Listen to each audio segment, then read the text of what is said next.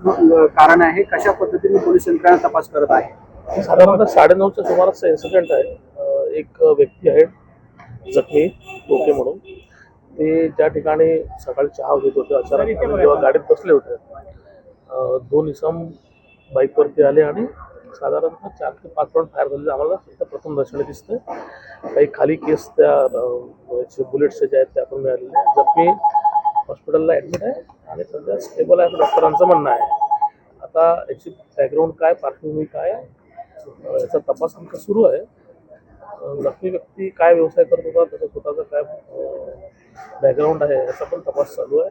आणि सगळ्या पद्धतीने आमच्या टीम्स, क्राईम ब्रांचची आणि police station, local police station आणि झोनवनच्या टीम्स या कंबाईनप्रमाणे काम करत आहेत आरोपींच्या मागं. सर, ठेकेदार एपीएमसी मधला तर त्या कुठेतरी वादातून झालाय का? पूर्व महिन्यात आता ही सध्या चर्चा आहे, म्हणजे ह्या चर्चा विविध प्रकारे चर्चा आहे, पण निश्चित कंक्लुजनपर्यंत पोलीस आता कुठल्याही पद्धतीने आलेलं नाही आहे. जेव्हा जखमी स्वतः बोलण्याच्या मनस्थितीमध्ये असेल त्यावेळेस आणि काही इतर त्या बाकीच्या आमचे अँगल्स आहेत जेव्हा स्पष्ट होतील त्यावेळेस नक्की आम्ही सांगू शकतो. थँक्यू.